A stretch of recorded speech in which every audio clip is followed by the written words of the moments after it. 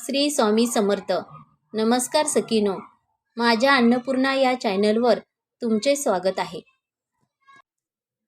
उद्यापासून नवीन वर्ष चालू होत आहे आणि नवीन वर्षाची सुरुवात ही सोमवारपासून होत आहे. भगवान शंकराच्या पूजेस अनन्यसाधारण महत्त्व आहे. त्यातल्या त्यात पूजेत बेलाचे पान असणे फार महत्त्वाचे आहे. धर्मग्रंथात असे म्हटले आहे की तुमच्याकडे पूजेसाठी कोणतीही सामग्री नसली तरी तुम्ही फक्त महादेवांना बेलाचे पान वाहिले तरी ते प्रसन्न होतात. महादेवाच्या पूजेमध्ये बेलाचे पान इतके महत्त्वाचे का आहे ते आज आपण जाणून घेऊया. अशी कथा आहे की समुद्र मंथनाच्या वेळी भगवान शिव यांनी विष प्राशन केले होते. तेव्हा त्यांच्या घशात जळजळ होऊ लागली. बेलाच्या पानामध्ये विष निवारण गुणधर्म आहेत म्हणून त्यांना डोक्यावर बेलाचे पान ठेवण्यात आले, जेणेकरून विषाचा प्रभाव कमी होईल असे मानले जाते की तेव्हापासून भोलेनाथ यांना बेलाचे पान देण्याची परंपरा सुरू झाली.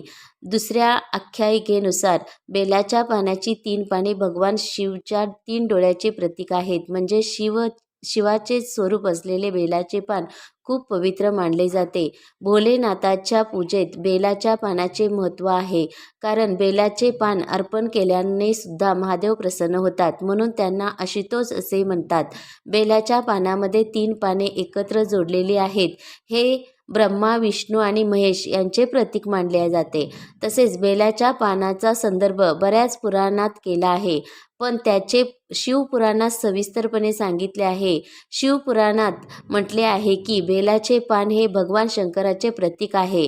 देव स्वतः त्यांच्या महिम्याचा स्वीकार करतात. असा विश्वास आहे की जो कोणी बेलाच्या झाडाच्या मुळाजवळ शिवलिंग ठेवून भोलेनाथाची पूजा करतो तो नेहमी आनंदी असतो. त्यांच्या कुटुंबावर कधीही संकट येत नाही. बेलपत्राच्या उत्पत्तीची एक कथा स्कंद पुराणात आढळून येते. एका पौराणिक कथेनुसार एकदा पार्वती देवीच्या घामाचे काही थेंब पृथ्वीवर पडले आणि त्यातून बेलाच्या झाडाची निर्मिती झाली. बेलवृक्षाच्या मुळाशी गिरिजा देवी, खोडात महेश्वरी देवी, तर फांद्यामध्ये दाक्षायणी देवी आणि पानामध्ये पार्वती देवी, फुलामध्ये गौरी देवी आणि फळामध्ये कात्यायनी देवी यांचा वास असतो अशी मान्यता आहे. तसेच यामध्ये महालक्ष्मी देवीचा वास असतो असेही सांगितले जाते. शिव पार्वती पूजनात अर्पण केलेल्या बेलाच्या पानामुळे दोन्ही देवतांचे शुभ आशीर्वाद लाभतात अशी मान्यता आहे.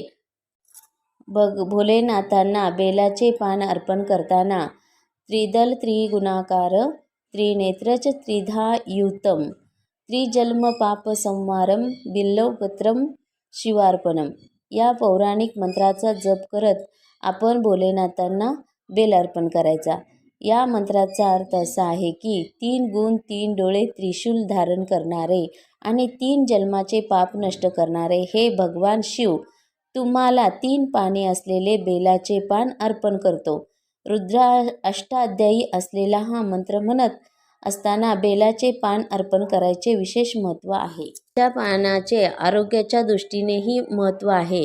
काही जाणकाराच्या मतानुसार बेलाचे पाने तोडताना शिवाचे नामस्मरण केले पाहिजे. याशिवाय चतुर्थी, अष्टमी, नवमी, चतुर्दशी, संक्रांत आणि अमावस्या या तिथींना तसेच सोमवारी बेलांची पाने तोडू नयेत असे सांगितले आहे.